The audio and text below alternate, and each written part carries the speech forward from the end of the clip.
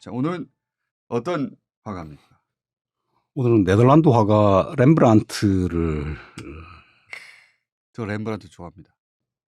제가 미술 문외한이긴 한데 이게 미술 문외한이 보더라도 그림이 진해요. 어둡고 밝고 하는 대비도 강렬하고 1분짜리 영화 예고편을 한 장 그림으로 만든 것 같아요. 앞뒤를 모르고 봐도 꿈틀대는 이야기가 있다. 끝입니다. 렘브란트 그림 중에 어떤 제가 제일 인상적인 거는 눈알 뽑는 삼손. 예. 제목은 모르겠어요. 하여튼 삼손을 붙잡아가지고 병사 하나가 칼로 눈알을 뽑잖아요. 와. 그게 프랑크푸르트에 있는 그림이죠. 거기서 봤나?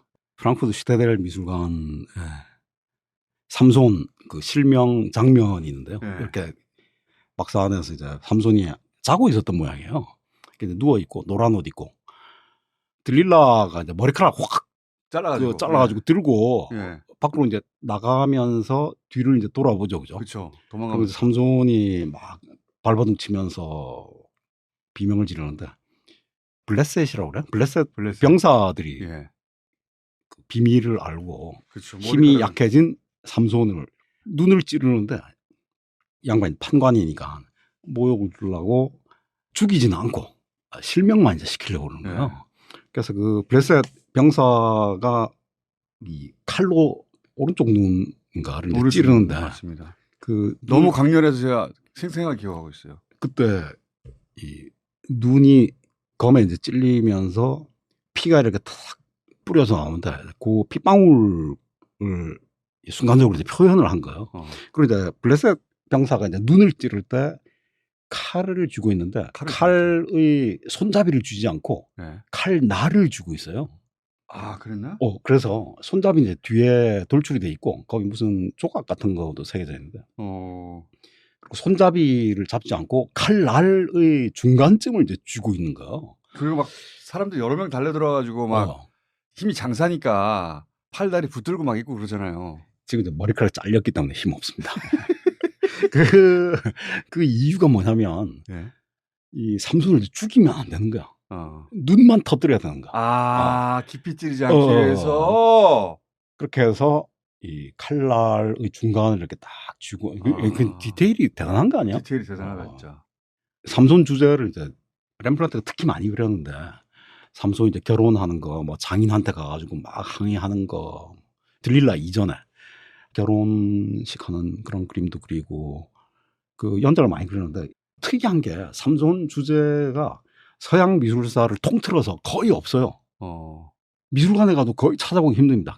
딱 그 17세기의 네덜란드 그리고 렘브란트 주변에서만 몇 점이 있는데 그 중에서 렘브란트가 제일 많이 그린 거예요.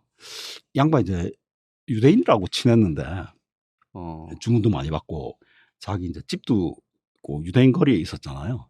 그래서 친구도 많았고 서로 어떻게 알겠습니까? 교류를 열심히 했다. 유대인 거리에서 살았는지 박사님. 이 삼손이 유대인의 영웅이란 말이에요. 그래서 그렇죠. 우리는 삼손 들릴라 뭐 잘 알고 있지만 사실 이제 이게 20세기 이후 할리우드 때문에 그래요. 유대인 자본이 삼손을 띄운 거야. 원래 삼손 그렇게 유명한 사람 아닙니다. 그러니까 유명해서는 서양사 전반에 걸쳐서 그림이 계속 있었겠죠. 그렇죠. 그런데 20세기 그것도 이제 1950년대 이후에 영화 소설로 이제 좀 그 반짝하더니 갑자기 그러니까 유대인들이 무섭긴 무서운 거예요, 그죠? 그래서 확 삼손이 막 엄청난 영웅인 것처럼 역사에. 근데 실제로는 거의 문학에도 등장하지 않고 미술에도 등장하지 않고 이스라엘판의 헤라클레스하고 좀 비슷한 거 아니에요? 그렇죠. 그러니까 싸움질도 잘하고 막 못된 놈들 혼내주고 막 그 나중에 이제 여자 때문에 몰락하고 이런 소리까지 전부 헬라 전통의 영웅 그 서사구나. 그런 거를 이제 가지고 있는 아주 예외 사례예요. 판관 중에서 삼손 같은 놈이 없습니다. 그게 이제 좀 주제 선택에서 좀 특이한 점이긴 하죠. 근데 왜 17세기에 그때 렘브란트가 삼손에 꽂힌 겁니까? 주문을 받았겠죠. 그러니까 유대인들이 이제 유대인들한테 대충 주고 여기서 박해를 받아서 다 쫓겨왔잖아요. 예. 그래서 특히 이제 스페인 같은 데서는 신대륙 발명이 아니라 유대인을 발명했다. 뭐 이런 식으로 이제 말할 정도로 다 쫓아내는데 사실 이제 자유특구 같은 곳이었잖아요. 그렇죠. 그래서 네덜란드는 지금도 그런 분위기가 있죠. 하여튼 제가 제일 인상적인 그림은 삼손 눈 찌르는 그림이었어요. 근데 막사 한쪽에 이제 싹 빛이 들어오는데 들릴라는 이제 약간 역광으로 처리돼 있고 그렇죠. 삼손은 빛을 그러니까 광원을 향해서 이제 그 시선을 향하지만 더 이상 볼 수는 없는 거야. 그 빛을 네. 볼 수는 없는 거 아니야. 그래서 빛과 어둠, 실명의 사건 그거를 이 명암법을 통해서 이제 구현했다. 그러니까 그 막사 그 입구 천이 이렇게 팔락거리면서 열렸다 닫혔다 하는 그 모티프가 예. 삼손이 마지막으로 빛을 잃어가는 아. 그 깜빡깜빡 그런 느낌이 들더라고요. 마지막 본 빛이구나 이게. 혹시 그 영화 보셨어요? 뽕네프의 연인들이라고 봤죠. 줄리엣 비노시 예. 나온 거기 비노시 이름이 이제 미셸. 근데 그 여주인공도 이제 점점 이제 시력이 하루하루 그래가지고 언제 실명할지 모르는 거예요. 그래가지고 루브르 박물관에 예. 있는 렘브란트 자화상을 눈 멀기 전에 마지막으로 보고 싶다. 그래가지고 노숙자 중에 그 어떤 열쇠쟁이가 있는데 그 할배가 왕년에 루브르 경비를 했다는 거예요. 그래서 맞아. 비밀 통로를 이제 열어가지고 밤에 그 할배 어깨 위에 이제 목마를 타고 촛불 하나 딱 들고 렘브란트 자화상을 이렇게 딱 거의 이제 꺼져가는 눈이에요. 팔락팔락 하면서 이제 보고 있는데 삼손의 실명 그 주제하고 렘브란트 자화상 그리고 미셸. 저는 이제 그게 렘브란트 하면 제일 먼저 떠오르는 인상이 그거예요. 그림이 되게 시커멓고 밝고 진해요. 위스키 중에서 거의 한 30년 산 이런 거 있잖아요. 딱 찐득찐득하고 막 이런 거야. 뭔가 찐득찐득해요. 자기 자화상도 그렇지 않습니까? 얼굴만 띵 보이고 몸뚱아리는 어둠 속에 있어요. 근데 렘브란트 자화상이 좀 특이한 점이 그때까지 그렇게 자화상을 많이 그린 화가가 없었어요. 왜냐하면 자화상을 누가 사겠어요, 그죠? 지 얼굴을 왜 이렇게 많이 그렸어? 귀족들이 주문하면 이제 그려주는 게 초상화인데 네. 화가의 자신의 초상을 이제 그렇게 그린 거 아니야. 가령 이제 루벤스 같은 게 루벤스가 이제 77년생이거든요. 29살 더 많습니다. 렘브란트보다. 더 형님이요. 아빠 뻘이죠, 그죠? 근데 루벤스가 그린 자화상을 보면 모자 쓰고 그냥 이제 탈모가 있어. 그래서 이제 모자 항상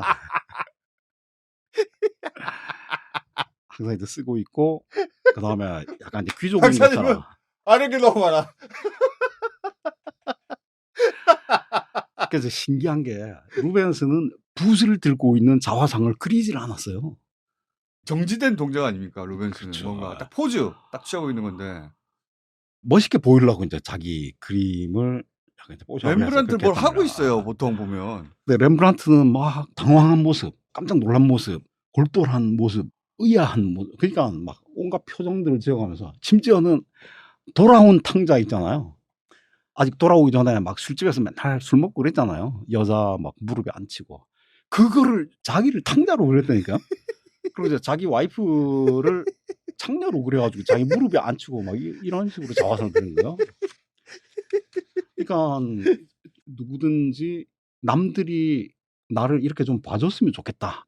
그런 모습의 자화상을 이제 그리고 싶어 하는데 렘브란트는 진짜 이상한 부분이 있어요. 어쨌든 그 자화상이 한 80여 점, 그다음에 자화상을 80개나 그렸어요? 동방아까지 하면 이제 한 130여 점 이렇게 됩니다. 희한한 사람이네.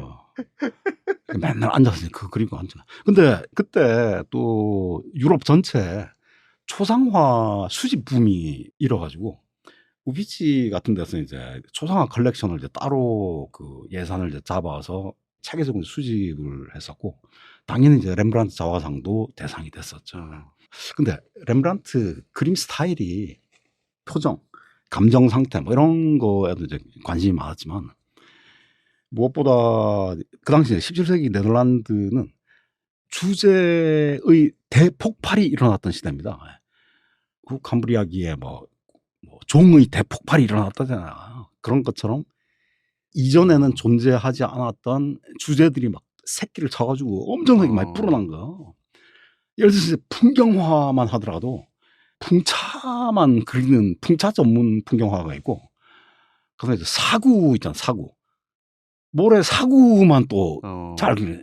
아니면 뭐 배들이 막 떠 있고 막 폭풍우 뭐 이런 운하 전문 또 스케이트 타는 뭐 얼음. 그러니까 풍경화들이 다 쪼개가지고 막 취향들이 이제 수집 교환하고 뭐 활발했단 말이야. 그러니까 그 당시 통계를 봤더니 집집마다 그림을 한 7, 8점을 그렸다는 거. 이거 대단한 거 아니야?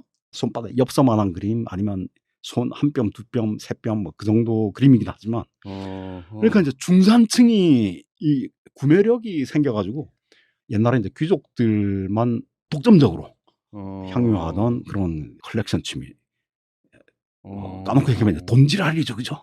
그걸 막 그래서 네덜란드 사람들이 이 상인 기질도 뛰어나잖아요. 그러니까 그쵸. 그림의 재산상 가치를 깨달은 중산층들이 그림을 콜렉션의 대상으로 삼으면서 막 분화가 일어났구나. 그쵸. 주제들이 막 그래가지고 이제 정물화도 막 해골, 뼈 이쪽 전문이 있는가 하면 꽃도 이제 종류마다 꽃도 한 송이 그린 놈이 있고 막 꽃다발을 그린 놈이 있고 막 꽃다발에다 달팽이까지 끼워서 그린 놈이 있고. 아니 튤립 사태도 여기서 났잖아요. 맞습니다. 근데 이제 튤립 광풍 같은 경우는 우리가 부동산 뭐 예. 미쳤다 뭐 그런 얘기하면서 튤립 투기 그 얘기를 하는데, 우리는 이제 이 모든 국민이 그 거대한 사기에 참여하는 그런 양상이고, 튤립 같은 경우는 아주 극히 일부 그러니까 돈 많은 놈들이 자기네들끼리 막 거품하다가 이제 결국 자기들끼리 망해버리는 그런 사건이에요. 그러니까 실제로 국가 경제는 그렇게 큰 영향을 미치지 않았습니다. 그래서 그 점에서 우리나라 부동산하고 툴포마니아를 이제 같이 비교를 하는 거는 좀 무리가 있어요. 근데 렘브란트의 특이한 점이 그런 걸 이제 안 했다는 거야. 풍속화라든지 그 당시에 막 시장 풍경 막 생선 파는 아줌마들이 막 생선 꼬리 들고 막 흔들면서, 생선이 이제 그 남성 심볼이잖아요. 막 흔들면서 판단 말이야. 야, 생선을 우리가 보통 이제 그리라고 하면 옆으로 그리지만 생선을 밑으로 배 쪽 있잖아요. 예. 등 쪽 말고 배 쪽을 딱 보면 생선 대가리 쪽 아가미하고 이게 남성의 그 부분하고 닮았다. 이건 이제 제 얘기가 아니라 그때 그 사람들이 그렇게 상징을 만들어가지고 또 뭐 생선이 푸닥푸닥 하잖아요. 그래서 그런 걸 갖다가 막 무지하게 팔아먹었는데 렘브란트는 그런데 눈을 한 번도 돌리지 않는 거예요. 초상화 아니면 역사화입니다. 그러니까 거대한 트렌드가 불고 있었으나 렘브란트는 그냥 자기가 하고자 하는 것만 계속 한 거네요. 오직 정통을 지킨 거죠. 근데 그림이 왜 이렇게 어둡고 밝고를 극명하게 한 겁니까?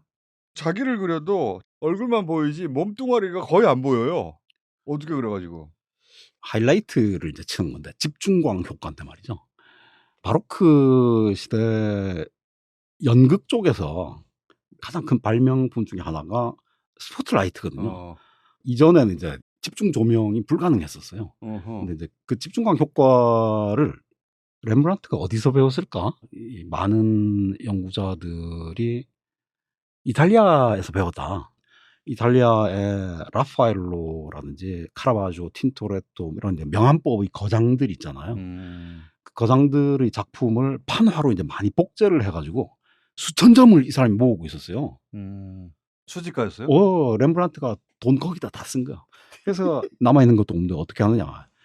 렘브란트가 63세 죽었는데 아들 죽고 1년 뒤에 63세로 죽으면서 자기 재산을 전부 며느리한테 다 몰빵해서 다 넘겨. 그 유증 목록이 있습니다. 그래서 6, 7천 점 정도로 물려줬구나. 뭐 엄청나게 많이 수집했네. 그 중에는 뭐 집 한 채 가격 되는 그런 것도 있고요. 뭐 그러면 자기가 돈 번 거를 다 그렇게 콜렉션에 썼어요? 콜렉션 다 썼죠. 그래서 지금 렘브란트 하우스 있잖아요. 네. 거기가 렘브란트 박물관으로 되어 있는데 거기 가보면 그림도 이제 물론 많고 오리지널을 이제 대부분 모아놓긴 했지만 이제 카피도 있고 지금은 이제 더 이상 구입을 할 수 없으니까 가피를 거기다 전시를 해놓은 거죠. 그 다음에 판화도 많이 모아놓고 갑옷, 병장기, 창이라든지 검이라든지 이런 거 있잖아요. 투구 뭐 이런 걸 이제 잔뜩 모았어요. 삼손 실명 예. 눈 찌르는 장면에 나오는 칼들이 렘브란트가 직접 다 수집한 동방, 인도 막 그다 네덜란드 동인도 회사에서 갖고 오면 렘브란트 바로 가가지고 그걸 샀다니까요. 그렇게 해가지고 콜렉터의 DNA가 있었네. 모아놨고 그다음에 조개 껍데기 그때 이제 조개 껍데기도 막 엄청 비싼데 배 한 척 막 이랬단 말이야. 조개 껍데기도 잔뜩 뭐. 제 기억에 남는 것 중에 하나가 천산갑이라는 동물 있잖아요. 총 쏘면 이제 총이 막 튕겨 나간다는 그 천산갑. 그것도 2마리나 사놓은 거. 그래서 이 양반이 자기 예술 소재로 활용하려고 이제 재투자를 한 거냐, 아니면 그냥 원래 이제 수집에 빠져들다 보면 자기도 걷잡을 수 없게 되는 그런 지점이 있단 말이에요. 박사님이 또 한번 몽블랑 모으신 것처럼. 그래가지고 이 양반이 이제 50살 되던 해 1656년에 이제 파산해서 파산했어요? 다 경매로 날리고 했죠. 예. 이 사람은 뭘로 돈 벌었습니까? 그러면 콜렉팅을 하면 돈을 벌어야 되잖아요. 이분이